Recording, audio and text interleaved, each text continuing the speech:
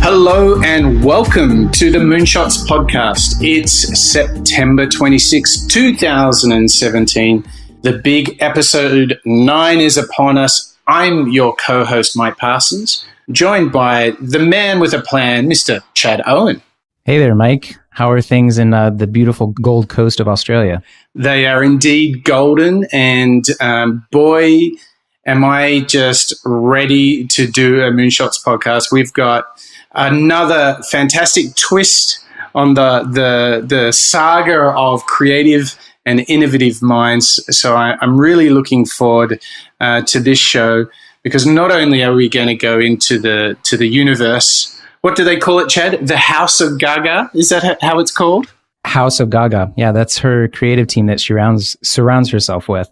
Yeah, we're going to go into the House of Gaga. And the reason that we're doing that is that a wonderful friend of mine, Miss Lauren Schiller, she actually suggested it to us because, in fact, we would like to welcome her as a co-host, as a guest to the show. Hello, Lauren Schiller in the East Bay. Hello. I feel like we've triangulated the globe at this point. Me here in the Bay Area, and you guys wherever you are. We're doing a fabulous sort of holy trinity. We've got East Bay, we've got Brooklyn, and the Gold Coast of Australia. So we are indeed transversing this lovely planet of ours. Welcome, Lauren Schiller. You are a fabulous media guru. You have a great show that I remember the genesis of the show, the Inflection Point. Do you want to tell us a little bit about your podcast, which has really grown a bunch since we first talked about it, and give us a little sense of your media universe? Yes, well, thank you for that opportunity. Inflection Point is a show about how women rise up. So I spend my days talking with women about the amazing things that they do and the amazing stories that they have to tell about how they do what they do. So anything from Annie Leibovitz and how she takes amazing photographs to someone recently who was documenting the protests in Ferguson, to women who talk about how to lead from the feminine or how to negotiate not like a man. So you can learn all kinds of things about how to rise up as a woman when you listen to Inflection Point, and as a man. Men learn a lot from these conversations as well. So as budding two white guys sitting on the other side here, what can you tell us, Chad and I, what can you share with us as being is there like some universal patterns that you see across all of these wonderful women that you talk to? Do you start to see like a trend in how they think, how they behave?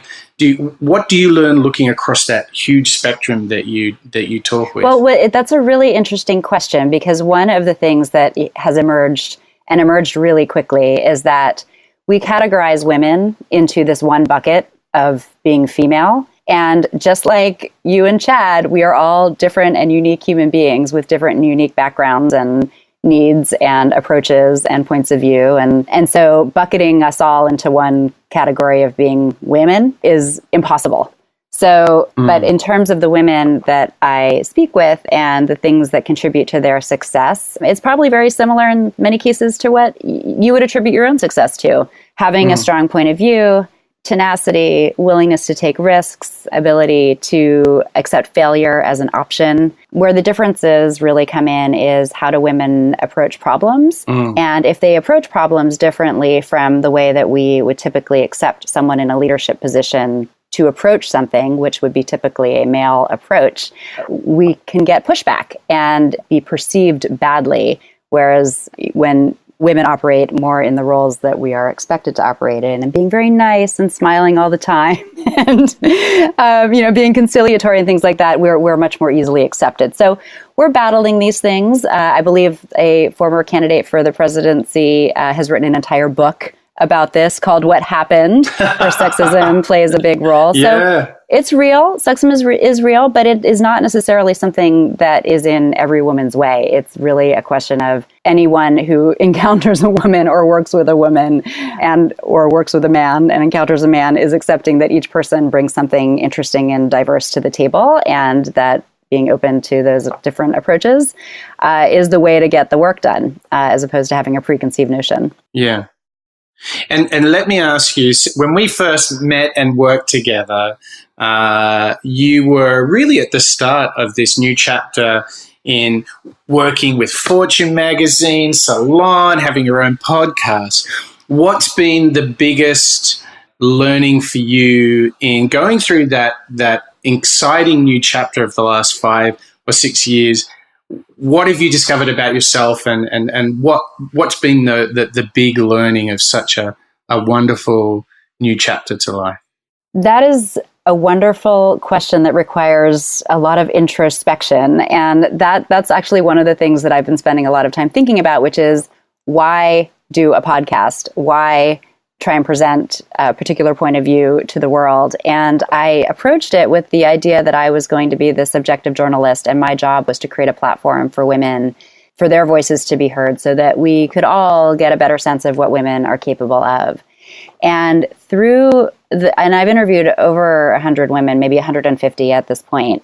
And only in the last 6 months, as the result of a process that you're familiar with called design thinking, where I really dug in and understood who is my audience and what is happening from a cultural standpoint, aside from the fact that, we really are at this inflection point for women where we've come a long way, but we've hit a little pivot, a little pitfall point where it's time for us to pivot and get that direction going back in the upward position. Is that understanding for myself why talking with these women is important, and what my personal experiences have been, and what I have experienced can bring to the conversation. And that has made for more interesting stories, more resonance, and more relevance to the audience, because I'm vested in what these women have to say in a way that is beyond a kind of objective journalistic approach. Although I do still consider myself a journalist, but right. I'm also invested in these stories. And the women that I speak with, I don't always agree with what they have to say, but there's always something that I can hear from them that I can apply to my own life. And therefore, I know that there's probably something in what they have to say that a listener can apply to their own life as well. And that is the world of podcasting. Mm. And I think that's what makes doing a podcast different from doing a radio show, in that you can move from this more objective observer position into a vested participant, bringing it's not, the conversations are not about my story, but bringing why I'm interested in this person and what I'm interested in taking away from how they do what they do, or how they overcame their challenge.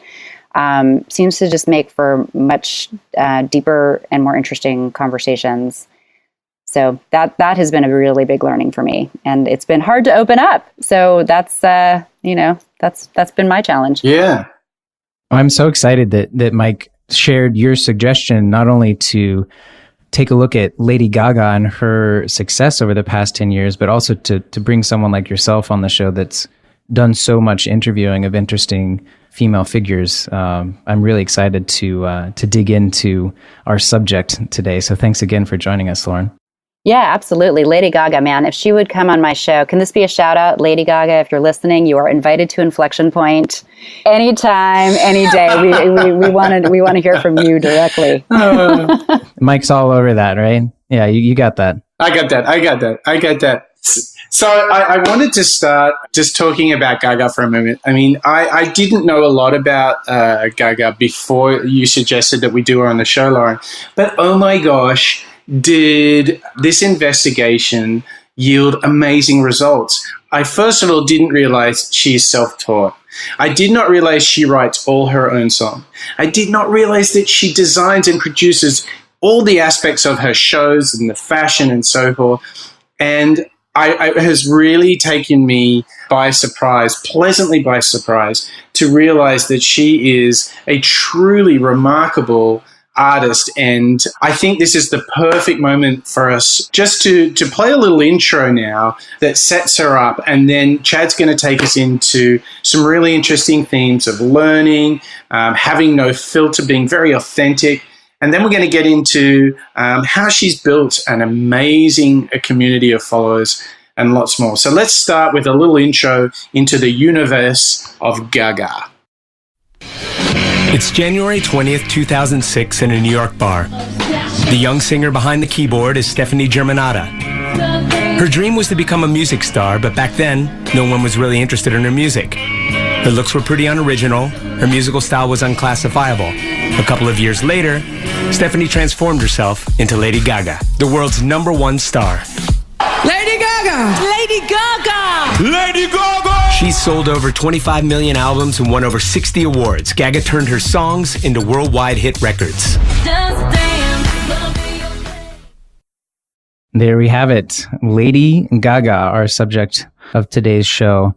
And I must say, I've kind of obsessively had her music on my Spotify for like the last week. It's really catchy. It's really great. And I think as I went into these interviews to find the clips for the show, was really fascinated by her creative process and just the kind of different artist or different pop artist. I wouldn't even call her a pop artist. Like you said, Mike, she's much more intentional, much more in control of what she's doing. And I think that's what's made her such a fascinating subject for us to talk about today. Absolutely. I think she's such a powerhouse. And we're going to talk later about the brand new documentary. I mean, did we just time this show perfectly? Once again, thank you, Lauren. We've really got some great stuff to talk about. Why don't you set us up for the first couple of clips that you found, Chad, that really speak to this idea of learning and the authentic self? Sure. And, you know, I do want to give a little shout out to you, Lauren, too, just kind of from your background from the brand side of things. This next clip, or this first kind of interview clip that I stumbled across, is an interview that Anderson Cooper did with her kind of at the height of her fame in 2011. And she's kind of talking about how what she does and what she's taught herself about is this art of fame. So here she is talking with Anderson Cooper. From what I understand, you studied. I mean, you were a student of music, you're a student of fashion, but you're a student of fame in a way. One of my greatest artworks is the art of fame. I'm a master of the art of fame. As part of my mastering of the art of fame, part of it is getting people to pay attention to what you want them to pay attention to and not pay attention to the things you don't want them to pay attention to. You studied the fame of other people, how they got it, how they kept it, and how they lost it. The sociology of fame, and how to maintain a certain privacy without feeling like you're withholding anything from your fans. My philosophy is that if I am open with them about everything, and yet I art direct every moment of my life, I can maintain a sort of privacy in a way. I maintain a certain soulfulness that I have yet to give. And I thought it was just so interesting. And I think she was like 26 at the time of this interview, maybe even 24, 25, just to know and self-reflect that, you know, I am this thing, this phenomenon, and I can direct it in an intentional way. And I think what sets her apart from some of her contemporaries is just how in control of and how empowered she has been in directing her own career. But what I love about that clip is how she's just she's admitting, first of all, that she's studied fame, and that she's actually taken the time to be a student of what it means to be famous. Yeah. But also the confidence with which she says, "I am a master at this." And she's completely unapologetic. You know, there's no giggle, there's no, wink or nod. She's just like, I studied it, I'm a master at it. Yeah, and it really inspired me because she what you start to see here is, I think you said it very well, it's like she's unapologetic. She's like, yeah, it's like I'm a marketing whiz. I know how to make myself famous and actually be in control of this to a point where I have the ability to have my own sort of personal life sort of protected from that.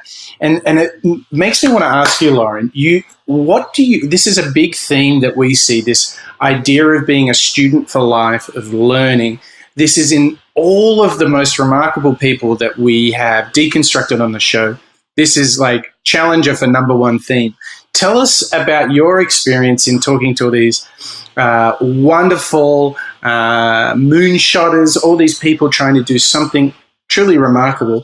Do you see this theme of learning coming back time and time again?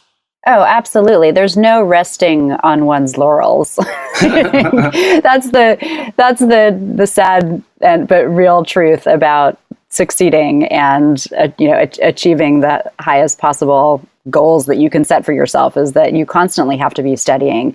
And it's studying what is, if I talk to, for example, I talk with a woman in the healthcare industry who created an app so that people could have access to doctors more easily because they couldn't or wouldn't go to the doctor themselves. So this app made it possible for them to receive healthcare advice through their phone, which they have with them 24/7. And she is constantly studying what is happening in terms of what are the top diseases, what are the things people most need treatment for, what are the most preventative ways that her app can help people from needing to see a doctor in the first place. Right. I mean, constantly staying on top of the data has been the only way for someone in her position, as an example, to stay on top of her game and have something that is relevant to the market. Right. And tell us a little bit, how has this inspired you to learn? Like, how are you starting to introduce this theme of constant learning into your practice? Well, for one thing, that means that I'm constantly listening to other people's podcasts as much as I can. Right. And I'm listening to podcasts about making podcasts. So there's a sort of meta aspect of it. Mm-hmm. But most importantly, I'm listening and to these women that come on my show, and I am using what they tell me and reapplying it to what I do on my show. So whether it's, understanding how to negotiate something better for myself or trusting my instincts, whatever it is that they're sharing with me, I'm like, thank you very much. I will use that the next time I have a conversation like that one. Does that go a little bit to that theme you talked about at the start of the show where, you originally thought your mission was to showcase other women, but it's been even more than that. It's been a discovery journey for yourself as much as it has been for your listeners as well? Oh, absolutely. Well, so here's another great example. And there is a connection from this person that I'm about to talk about to Lady Gaga. And that is, I spoke with, and this is an upcoming episode actually in October, a woman named Kate Black, who is the chief of staff over at Emily's List, which helps pro-choice Democratic women get elected to office.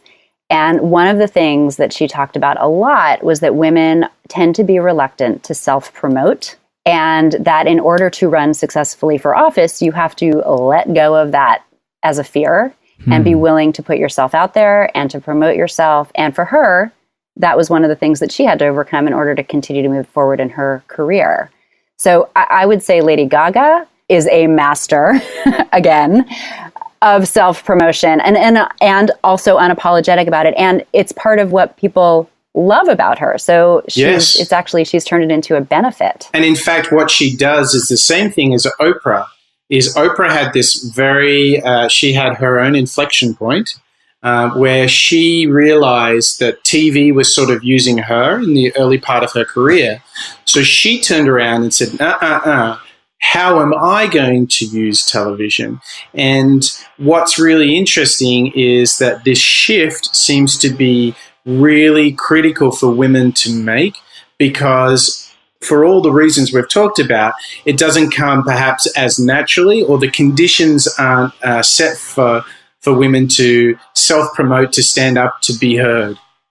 One thing that also strikes me with this clip is this was quite early in her career, or kind of when she had first peaked in notoriety and fame.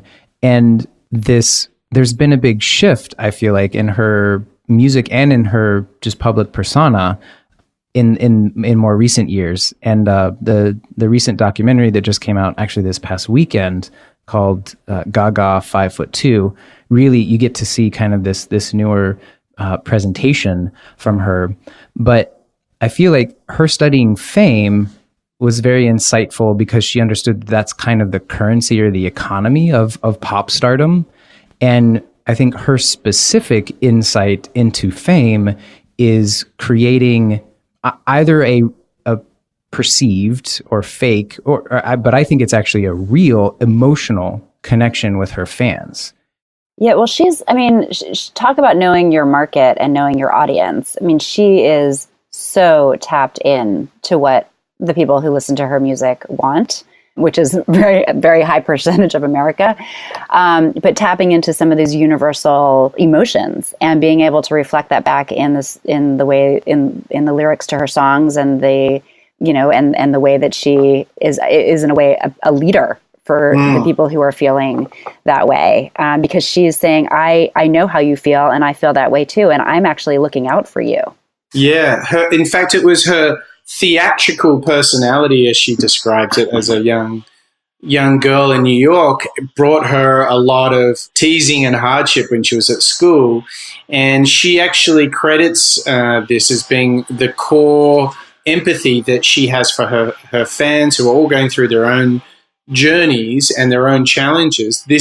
She's very open about it. In fact, so I want to, this is like the perfect moment to cue up the next clip, which is she's actually positioned her fans. She's given them a moniker called Little Monsters. And so I want to play this next clip because it leads us, what we've been talking about, leads us straight into this idea of how she really respects and empathizes with her audience and how she actually has really broken new ground in creating community. So here's Lady Gaga talking about her fabulous Little Monsters. Gaga is the first star in the world to have renamed her followers. She calls her followers Little Monsters as a sign of recognition. This nickname demonstrates that she considers her public as an entity. Her fans are no longer anonymous. They are all part of the Gaga family.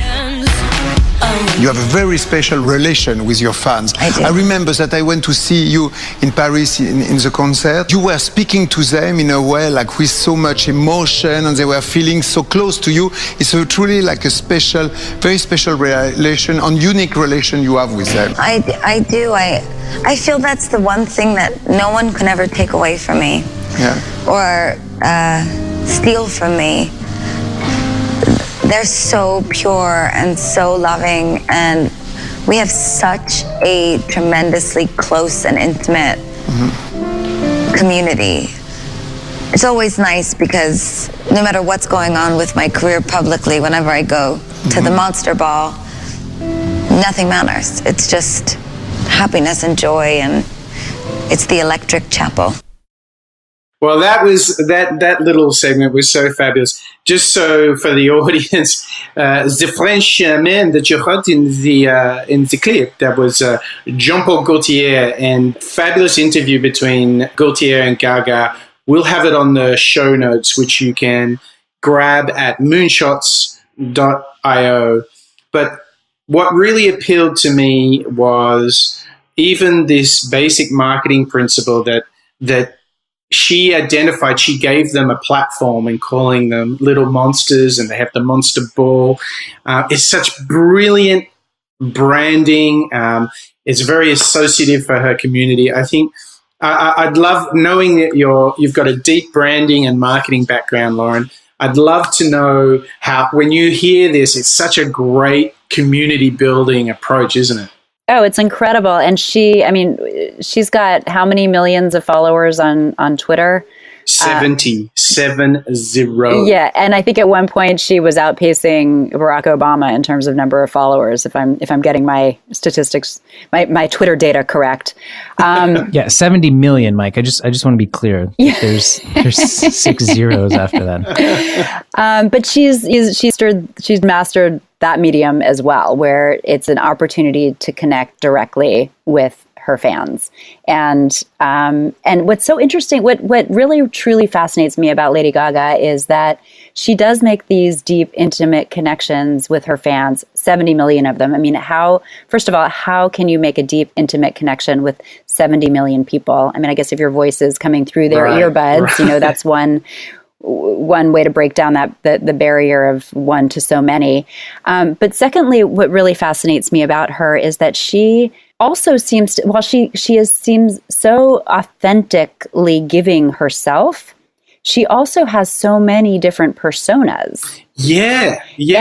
And she doesn't even use her real name. You know, she's Stephanie from Yonkers, I think. And you can hear her lovely New York accent when she does these interviews, and she sounds like a real down-to-earth person, whereas her stage presence is so larger than life. You know, and just this kind of dichotomy of her being so authentic and connecting so deeply, and yet being so much larger than life, and not looking the same ever anytime you see her on stage. She's got some uncanny ability to have the taste, and I think taste is the word that fits very well here, to reimagine. It's a continual rebirthing process, which gives so much energy to her. To me, she's very artful and tasteful in navigating that line between artistic creativity and continuity and reinvention. So I look at some of the greatest music and pop artists, the ones that, you instantly think of Madonna as being her peer from an earlier generation. You know, if Madonna did one thing well, it was continual reinvention. And I think Gaga's doing that in a way, perhaps with even a greater level of authenticity, and in a very classy way. And I think what's really powerful, though, is if you look at the journey she's going on, she's built this great audience, this sort of social device with the Little Monsters. She knows what it takes to be famous, but she's always delivering on this very emotional level that really connects her with her audience. What I found really interesting in this next clip is she goes to a new level of maturity, and again, there's this theme of humility that we've seen across all of these great innovators. So this next clip we're going to listen to is all about how she creates transformation, how despite all of her success, she can erase it all and start again, and how she already has this learning very present in herself and her work. So here's Lady Gaga talking about success. You got to erase all that success in a way. It's like I always say, when you start a record, you got to take all those platinum albums off the walls, put them in the back, make room for more. You can't create records resting on either the laurels of your previous success or caring about that. I mean, at the end of the day, that's not really what I'm here for. I've always been obsessed with music, and I enjoy transformation. Transformation through music is one of the most beautiful gifts. You learn about yourself when you write music. Yeah, I love this. You can hear the drive in her. You can hear the power just in her voice of that she really stands up ready for that challenge of reinventing herself. But I love this idea of taking the platinum albums off the shelf to make room for more. But Lauren, I'm really interested to know from you this idea of sort of putting the platinum album back in the cupboard to create room for more, this humility. When you hear something like this from an artist like her, what are your impressions, and where does your mind go to when you hear this?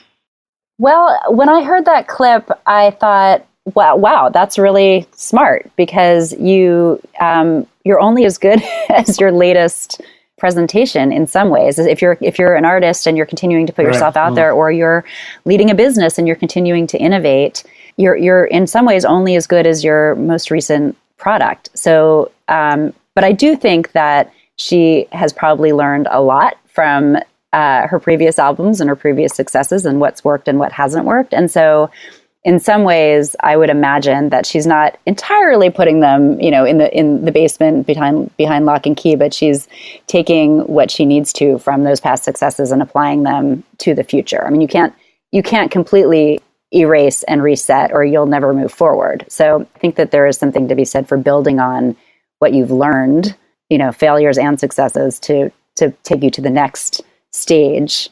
But I also really just love this idea that you're not, that she's not relying on her past success for her future, just like the stock market. Totally.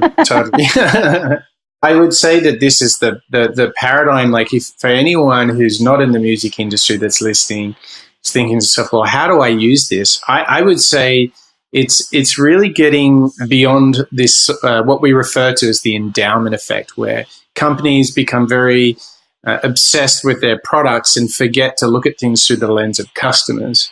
And I also think that anybody who's in a more creative-based industry can learn that you have to, in a way, reset every time you embark on a new product, a new television show, a new podcast, a new media format. Because at the heart of this thinking is that you have to, the energy comes from this reinvention. The energy comes from the drama of the unknown. And when artists of any sort produce too much of the same product, obviously we become tired and it doesn't have the impact. I look at some music artists and they just seem to roll out the same type of album time after time after time. And I think corporations can be very risk adverse. So they like to iterate and think to themselves that it's innovation, but it's really just iteration. So that's really the connection I can make there. What I'm really interested to hear from you, Chad, you had the chance to actually get through the Gaga documentary, 5'2".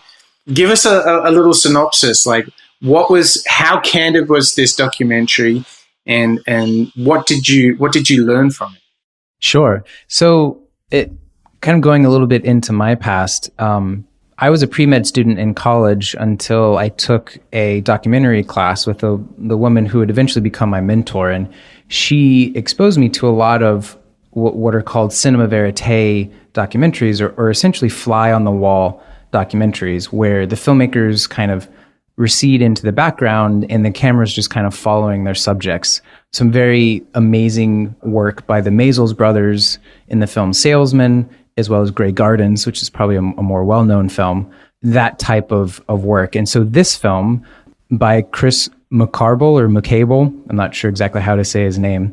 He's kind of in this school, this verite school of documentary. So it's very fly on the wall, which is great because you have these seemingly, because you never know, because the camera does, there is some mediation there, but it feels very intimate with her.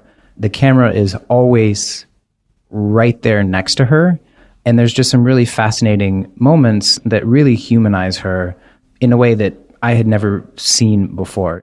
So it makes you really wonder, like can you imagine touring around the globe then and the pressure and the stress that puts on your body when you get back home, making time to record and get back in the studio and then get back out there again, plus just being famous. I mean, it just sounds exhausting. And a camera is in your face the entire time, like rolling 24/7. I can say that. I mean, I was not really a fan of Lady Gaga, and then listening to her music and watching this documentary really made me a huge fan. And I know that that's kind of what her and her producers and everything, like, that's their desire.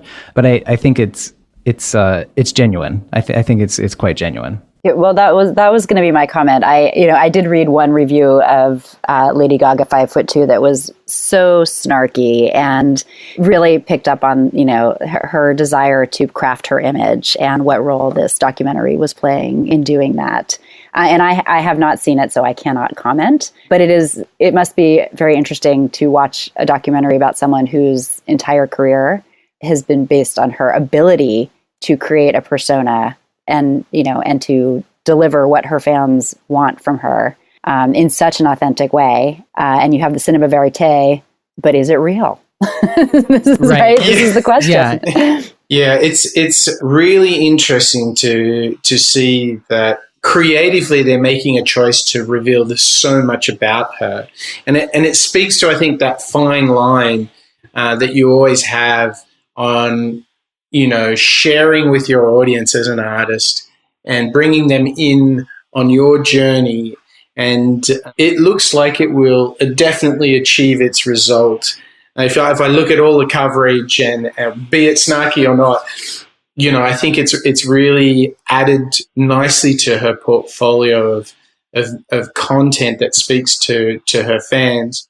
The documentary is called Gaga 5'2". It's on Netflix. It's definitely worth checking out, and it's nice to have a video review from you, Chad, instead of your normal book review. Did you find it as satisfying as as reading a book about one of these innovators, one of these creative gurus? It's like a candy bar.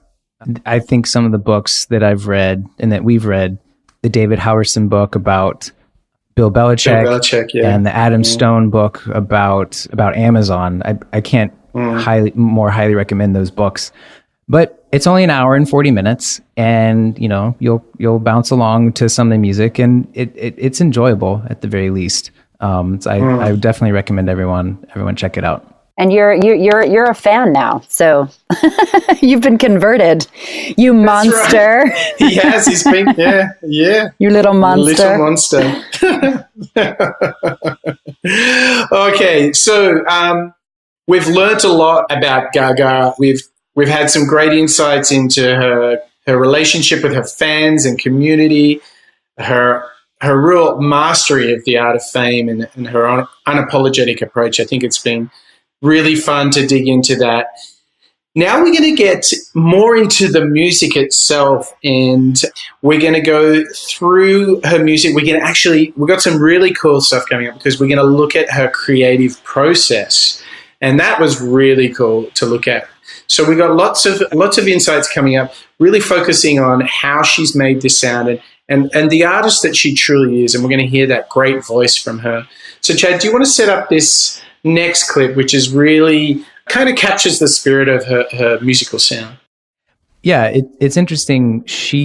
And this comes through in the documentary as well. She's a very intentional person. While her kind of public persona may seem a little kind of flighty or impulsive, I think as an artist, she is very intentional. And I think what she did very early on in her career was make the music that she was best creating, or she was best at creating, not listening to what was successful in the industry, and kind of contrary to what you would normally think, like that actually made her even more successful. So here she is just talking about her contrarian approach to creating the music that's like nothing else that's on the radio.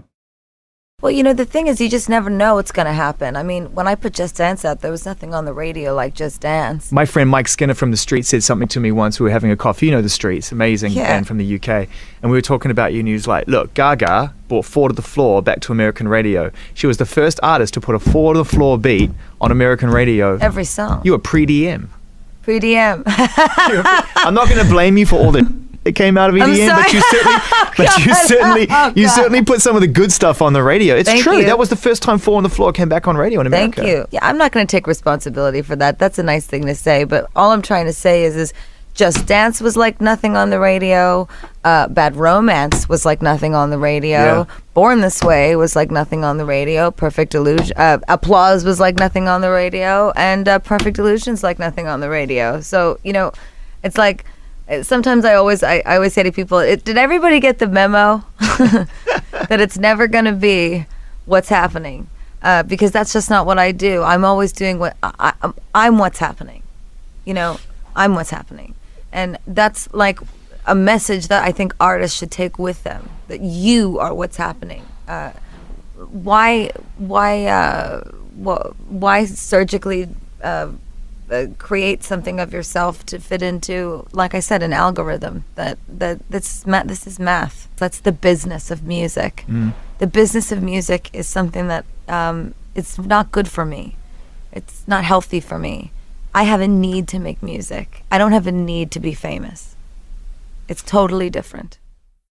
What a clip. I mean, that is so fantastic. I find that super inspiring to listen to. And I just want to share something with you guys. A couple of things. First of all, I'm what's happening, right? I'm like that confidence, but also it's creative confidence. And you see this in anyone who has worked hard on their craft, writer, public speaker, creative arts, it doesn't matter. When you work hard on your craft, you can have that confidence. And from that comes the confidence to push boundaries and to go to new places. And then she added to that the outfits. She added to that the production, and she built from this, and this was the energy. And I just remember, I particularly remember when she did was it Telephone that she did with Beyonce? It was like it was really long form music video. And I remember when she came out, it was just like, who is this woman? She's amazing. I mean, Lauren, take us back. Do you remember when Gaga came on the scene? I mean, I remember for me, it was really something like I'd never seen before. What was it like to see her just catapult on the stage for you? So I just remember thinking, who is this woman? where did she come from? Yes. And I actually remember wondering at the time, and I still wonder now, what were all the other forces at work that did put her into the limelight? From what I understand and my own experience, there is no such thing as an overnight success story. That's true. That's true. I've got the moment. We didn't clip it, but one day she was singing in a record store in New York, and the guy goes, "Oh, you've got a good voice. My cousin, something like this, is a voice coach. You should. You guys should get together." It turns out that her voice coach was this. A magic moment in a record store. The guy hears it, recommends to this family member who turns out to be like world-class voice coach. And that's how it all began. Yeah, so it's this combination of clearly extremely hard work and also immense talent. I mean, the woman has been playing piano since she was, 4 years old, right? She's been doing this. So by that time, it had been, at least 10, 15 years of playing and creating music, and to then be recognized and then to have that spark of luck that it was the right person at the right time. It's the kind of thing that just simply cannot be orchestrated. That's right. But had she not put herself out there to begin with and been willing to sing, in this record store, that intersection would never have taken place. Yeah. Yeah. And I think that her confidence is not only in, studying fame and telling very personal, emotional stories in her music or marketing that to her community. I think what we're seeing in the second half of the show is she really knows what she's on about with her product. And what excited me in this next clip is that she has a very rigorous creative process. This is not just pure coincidence that she spent 20 years working hard before she was catapulted onto the public stage.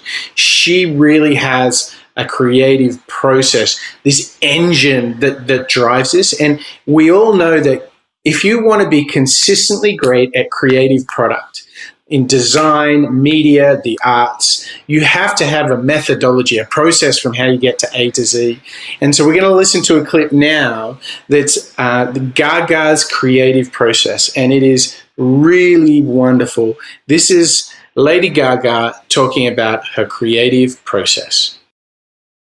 Just like her fans who know that her live performances are always tremendous shows. The costumes, the choreography, the direction, everything is created by Gaga in order to offer breathtaking visuals.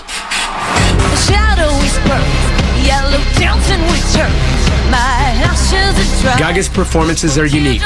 She imagines these visuals with a very special team. To express her artistic universe, the star had the idea of being surrounded by a team of creators who constantly work for her, the House of Gaga. Their mission is to propose ideas, concepts, visuals, which Gaga can then select and incarnate. You look at everything about the clothes for your video, everything. So you are a group a little like the factory. It is my Warholian factory. That was always my dream. My dream was to always have all my friends around me and be able to create for each other, with each other, and really empower their creativity and they empower mine. What an amazing resource that is. I know. I mean, I hear that and just think, wouldn't it be great just to have a studio full of amazing creative friends and just working on ideas? I mean, Lauren, this must take you back to some of your fond memories of working in great creative agencies like we both had the chance to. There is an energy about being surrounded by creative people in a space, isn't there? Oh, 100%. And I can say in a creative industry, you have to have your vision, because if you're then surrounded by other amazing creative people and no one's clear on the vision, it's going to be a very frustrating process for everybody. Yeah, and those collaborations also give you a lot of energy back. Yes. When you like, I always have this thing, like you share your idea with someone, and it always comes back to you like 10% better minimum. And I've said this before on the show, I know when I'm off track. I've been sitting at my desk for hours or days, and I haven't sought feedback around the idea, and I just know it's not right. As soon as I man up, share, collaborate, it always gets better. It does, and even in the telling of your idea, it becomes clearer. Yeah. Now, so Chad, how do you think about having your own creative factory like Gaga? It's my dream. How do you search out to me too, but how do you bring it into your world like now? Tell us about that. Well, it's very interesting to me, her savviness to actively seek out those people instead of maybe be given those people, because I feel like a lot of other pop stars kind of fall into that and they're just kind of a piece of that machine. But Gaga's actually activated that network of creative individuals that she resonates with and works well with. For me, I'm still struggling getting over the mindset of I can do everything, but not that great. There's a few things that I'm really good at, and I need to find the other people whose strengths, pair well with mine. I mean, that's one reason why we sought each other out for this podcast, right, Mike? I think we each bring a very unique perspective, and we have things that we're very good at, and I think hopefully that's why the audience enjoys listening to our podcast, especially with guests like Lauren and the other great guests we've had, like Gary and Simon. But for me, it's kind of finding the smallest piece of work that is very easy to collaborate on, so that there's just very little resistance to getting that flywheel going, and just bringing in more people and more pieces of work to do. And I feel like I'm just now doing that. I've found some collaborators very recently that I'm really gelling with, and I'm trying to find excuses to work with them more. I'm actively seeking out more projects so that I can work with them even more. I think that's a really great point, Chad, that you don't necessarily have to go all in at the very beginning with a new collaborator, that you can start small and see where you're complementary and where there's friction, and where that friction is good and where that friction is bad. I mean, it's also this idea of collaboration goes back to something that Mike, you and I participated in when we worked together, which was the notion of improv and the idea of the yes and the willingness and interest in building on each other's ideas, as opposed to knocking them down and trying to force them through all the time. Yeah, the opportunity just to put a bunch of great people in a room with a very clear mission and just to think positively about the possibilities of an idea and taking it places. I think this is such a powerful thing. And I think for anyone listening, I think what we're really trying to transmit to our audience is don't get stuck behind your laptop by yourself and try and feel this enormous pressure to come up with a great creative idea or a business idea or a product idea. I think what our message is here is that we continually see in our life experiences, the three of us, but also if we look at some of the greatest people like Gaga, there's a whole universe of people, a whole community of people that are helping them bring ideas to life. And I honestly think that, if you were to put this into a couple of key things, is like, share your ideas. When in doubt, share the idea. Don't do the old school walled garden. No, I don't want to tell my idea because someone will steal it. I mean, get over it and share it. Yeah, I love the feedback both from, friends and family, but also like my Uber drivers. I love floating ideas to them too, because they're kind of so outside of what we're doing.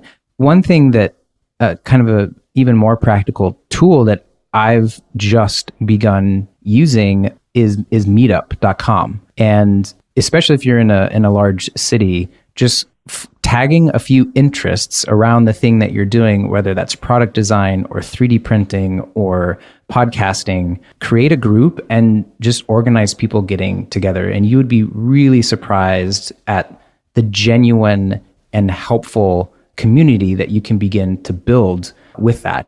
Yeah, the networking is huge. And I'm sure Lady Gaga's network is absolutely enormous. In fact, she probably has more people who want to be part of her network, actually, than she wants. But that is, again, one of the things that I've learned from talking with the women on Inflection Point is that building that network is one of the best things that you can do for yourself in terms of whatever goal you're trying to achieve. Because the more people that you know, the more people you can help and that can turn around and help you when the time comes. This gets us to our last clip, which is Gaga talking about her relentless and fearless approach to creativity. So let's listen to the last Lady Gaga clip. Here she is, being fearless and relentless. I just have such a love and affinity for show business. I just always felt famous. That's what my first album was really about, is that fame comes from within inside of you, and it's not something that you obtain. Mm-hmm. And I still feel that way in a lot of ways. I like to know that I can define my fame and define my beauty for myself, which is why I'm so vigilant and relentless about my image and my music. Is I will not allow, no matter how successful I become, for the public to define or indicate what it is that I create or what it is that I believe is beautiful or what I believe is a hit pop record. That's who I am, and I will always be that way. Relentless and fearless and vicious. I just love that. And I think that maybe what she's giving us in that clip is a little clue to what draws everybody into Gaga, and that is her fearlessness. And I think she feeds that insecurity that everyone has with a good dose of fearless, relentless energy to overcome things that the challenges that come your way. I think it's her fearlessness to just go out there and to make things happen. I felt like that was a real call to not only her fans, but to everyone to go out and determine who they want to be. And it was like a rally cry for us all. I mean, when you hear something like that, Lauren, I mean, how does it resonate with you when you hear her full of such direction and confidence? Oh, well, that is, I mean, she's got, was it the album, the song Born This Way? I mean, she's built confidence and she knows herself. And, I think knowing herself or feeling like she knows who she is the thing that enables her to be fearless and relentless. I think that fearlessness and relentlessness can continue to build on itself. So, the idea is, how do you become fearless and relentless if you're not born that way? And, it starts with, and I've heard this from the women that I speak with on Inflection Point, almost to the one, that you just have to put your first foot in front of the other. You start it, you test the waters and see what happens and see how you react if things don't work out the way that you want them to. Because how you respond to failure is just as important as how you respond to success, which sounds so trite, but it is so true. Yeah, it is. And it's the starting small is the key. Like, we hear a lot of we've dug into a lot of really successful people on the show, and as I'm sure you've done on Inflection Point. But the key thing is, if you have an idea, taking that first step and transitioning from, so I almost would say parking the grand vision and then becoming obsessed about small steps, because this is, to me, where you build the momentum. I mean, you must have felt incredibly excited when you had recorded and published your first show, Lauren. I mean, that was the key thing, to get it to your first show. I mean, can you imagine how many people have thought about a podcast and not even got to the first show? I mean, how did it feel when you got that first one in the can? Well, it even started before that, which was that I had been working with my local public radio station, KALW, in San Francisco, on partnering with them on developing this show. And after several meetings, I finally, of interest, when I said, what is it going to take to produce this? And, the person that I was working with, Matt Martin, said, well, look, I will give you studio time and an engineer, and you come in and you create a couple of pilots for me. And then we'll see what happens next. And then that's when it became really real. And so then several months later, it's not like I went in the studio the next day and recorded a show. Several months later, after much consideration, who's going to be my first guest? What am I going to talk with them about? All the kind of structural details that went into the execution of the big idea needed to be thought through. And so then when we were finally sitting in that studio and I had my first guest across from me, I was so excited and so nervous, but so happy that I had been able to get to that point. And we had a wonderful conversation. I'm still so proud of that first interview. That's so great. What inspiration did you take, Chad, from the relentless and fearless Gaga? Well, for me, she didn't start her music career as Lady Gaga. Like, she had to write her music and go into the New York clubs on the Lower East Side and do her thing. And then eventually she stumbled upon something that really resonated and really made it for her. And so I think, going back to the take the first step, I think just that lesson that there are really no true kind of overnight successes. You and I, Mike, didn't start by this like grand plan of 100 episodes of this podcast. We were just like, you know what, we want to get together, we want to have a conversation about interesting individuals that are disrupting and innovating. Who are some people we can talk about, and just hit the ground running. And now we don't want to stop. And hopefully we can go for the 70 some odd episodes that, Lauren, you've gone on with Inflection Point. Hear, hear. Geez, 70. That just, when we're just approaching our first double figure, I'm going to have a drink at 10, I think. I think what we've got with Gaga is somebody who is fun yet wise beyond their years, who not only in innovation speak has a great product, but frankly, she's an excellent marketing mind as well, but also with some great wisdom around, put the platinum album in the back, make room for some more. She's created the House of Gaga with her epic creative process where she sings her songs, she writes her songs, she makes the outfits, the production. I mean, she is a tour de force who has so much ahead of her. To think that she's already achieved this at a young age, it's inspiring, and I think the show today has just given me a dimension, a universe more of understanding of her. And I found it very rewarding. What are you going to take out of the show, Lauren? Was there any new bits or tips that you think spoke to you in the House of Gaga? I also think that she has, there's that, everyone's trying to figure out what makes a genius, and what makes for somebody who's able to come up with something completely new that hasn't been done before. I think that is just that sort of artistry that you can't put a tangible finger on, and that the way that you cultivate that for yourself, and the way that you surround yourself with people who are willing to cultivate that for you. So there's just this really wonderful combination of knowing herself, having a wonderful vision, and being able to surround herself with people who are able to help her bring it to life. Yeah, I think it's been great to hear some of the crossover between what you're learning from talking to these pioneering women and what we're seeing as well. And that for me is very reaffirming for what we're all embarking on, which is just learning from others and celebrating these amazing contributions that people have made. We're going to have all of the show notes at moonshots.io.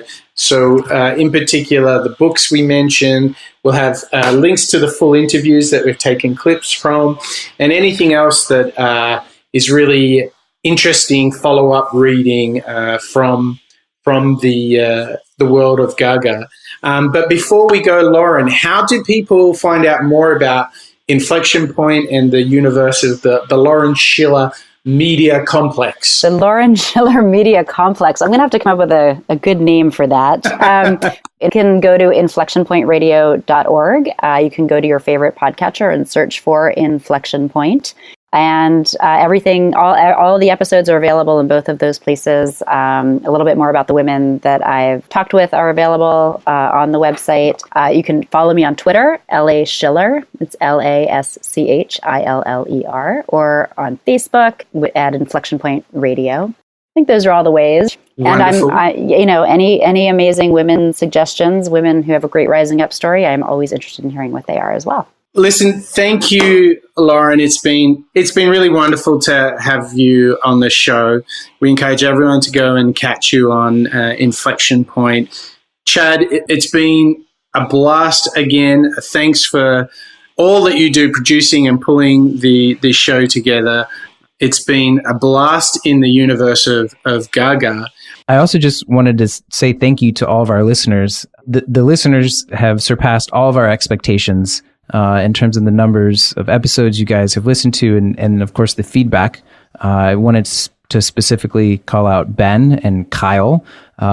Thank you for listening to the show and the feedback that you've shared with us. Mike and I are always interested incorporating your feedback into the show, both in what we or who we talk about, but also the kinds of questions that we ask ourselves as well.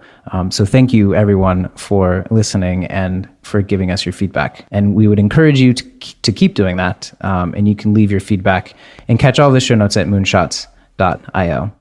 Thank you so much for including me in your conversation. This was a ton of fun.